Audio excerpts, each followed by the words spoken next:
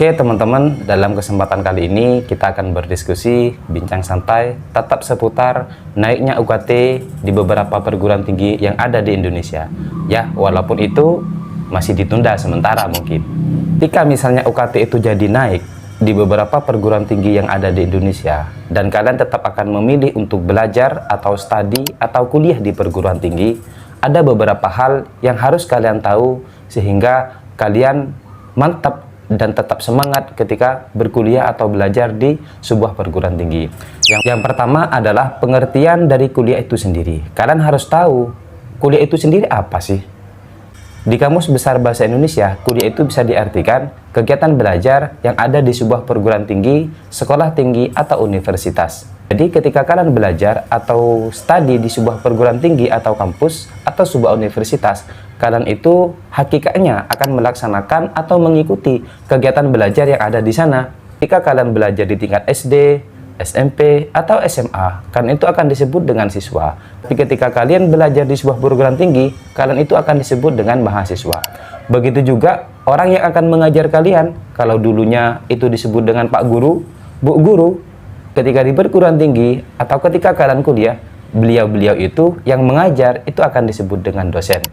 Jadi dari segi istilah banyak perbedaan ketika kalian belajar di tingkat siswa dan ketika kalian belajar di tingkat kampus, yaitu kalian akan disebut dengan mahasiswa. Entah sejarahnya bagaimana di Indonesia atau di negara kita ini ada perbedaan seseorang yang belajar di tingkat SD, SMP, dan SMA dengan orang yang belajar di perguruan tinggi atau di sebuah universitas. Ketika di sekolah disebut dengan siswa, tapi ketika di kampus itu akan disebut dengan mahasiswa. Yang kedua adalah tujuan serta manfaat ketika kalian belajar di sebuah perguruan tinggi atau di kampus. Di mana ketika kalian menjadi mahasiswa, kalian akan mengenal dengan istilah Tridharma Perguruan Tinggi. Tridharma Perguruan Tinggi itu artinya kalian harus melaksanakan 3 dharma ini ketika kalian menjadi mahasiswa atau kuliah. Yang pertama adalah pembelajaran. Pembelajaran di kampus atau ketika kalian kuliah itu berbeda ketika kalian belajar di siswa. Kalau ketika siswa, kalian itu belajarnya jadi jam 7 misalnya sampai jam 2 atau sampai jam 4 yang full day school. Tapi ketika kalian di kampus itu berbeda. Pelajaran atau mata kuliahnya itu akan disebut dengan SKS, Satuan Kredit Semester, di mana di setiap pelajaran atau setiap mata kuliah itu akan bernilai SKS.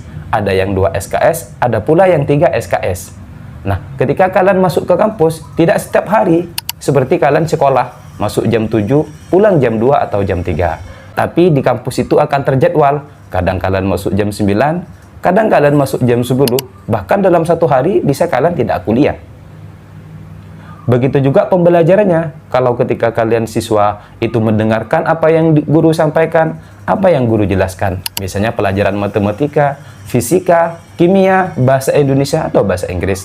Tapi ketika kalian di kampus atau kuliah di perguruan tinggi, kalian itu akan diberikan tugas untuk membuat makalah dan kalian sendiri yang akan mempresentasikan dan yang menjelaskan materi itu kepada teman-teman kalian. Akhir pertemuan, baru seorang dosen akan menyimpulkan serta memperbaiki apa yang sudah kalian sampaikan, apa yang sudah kalian presentasikan kepada teman-teman kalian di kelas. Jadi, kalau kuliah, kalian itu lebih banyak aktif, lebih banyak mengkaji, lebih banyak baca buku, lebih banyak membuat makalah, dan makalah, kajian, serta hasil belajar kalian itu, kalian sendiri yang akan menyampaikan, kalian sendiri yang akan mempresentasikan di kelas kepada teman-teman. Setelah itu akan ada yang namanya diskusi.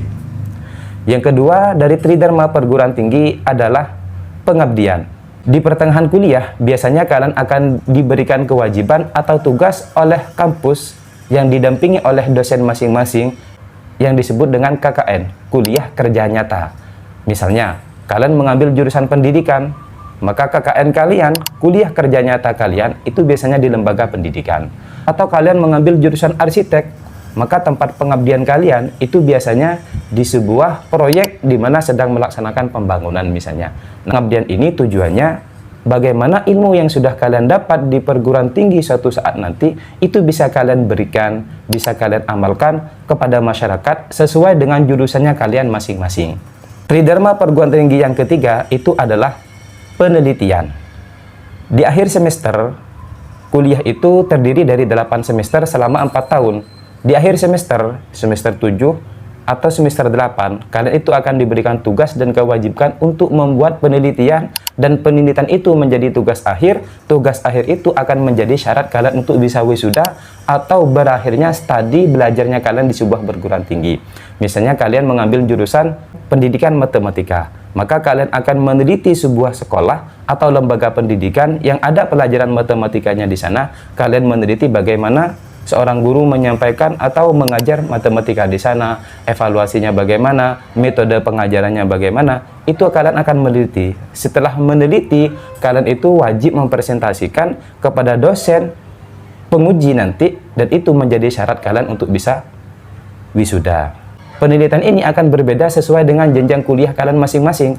Kalau kalian di S1, itu akan disebut dengan skripsi. Ketika kalian studi di S2, itu akan disebut dengan tesis. Dan ketika kalian studi atau belajar di S3, itu akan disebut dengan disertasi. Hal yang ketiga yang harus kalian tahu, ketika kalian mau kuliah, walaupun UKT atau uang kuliah tunggalnya tetap tinggi, adalah pasca kuliah, setelah lulus, setelah wisuda, kalian mau kemana? Mau masuk ke dunia kerja, atau memulai bisnis, atau melanjutkan hobi kalian? Nah, ini yang harus kalian pikirkan. Karena kenapa? Karena kita tahu, sebanyak apapun ijazah kalian, sepanjang apapun gelar kalian, sebanyak apapun skill yang kalian punya, ketika kalian sudah belajar di sebuah perguruan tinggi, tapi kalian tidak punya orang dalam, maka itu akan sia-sia. Kita tahu negara kita, negara Indonesia, ya negara seperti ini. Skill penting, ijazah penting, tapi yang paling penting adalah orang dalam. Bagaimana kalian mau masuk ke dunia kerja, baik itu masuk di instansi pemerintahan atau sebuah perusahaan, kalau kalian tidak punya orang dalam, maka itu akan sulit kalian untuk bekerja di sana. Kita tahu, mengangkat kalian untuk masuk pemerintahan, apalagi di dunia bisnis, untuk menjadi wakil presiden saja, kalian bisa kalau kalian punya orang dalam. Makanya silahkan kuliah, menggali skill, belajar banyak hal, tapi jangan lupa untuk berkomunikasi, punya jaringan dengan orang dalam. Karena orang dalam itu tidak kalah penting dengan skill dan ijazah kalian. Semoga bermanfaat. Jangan lupa like, subscribe, dan share kalau konten ini dirasa manfaat. Terima kasih.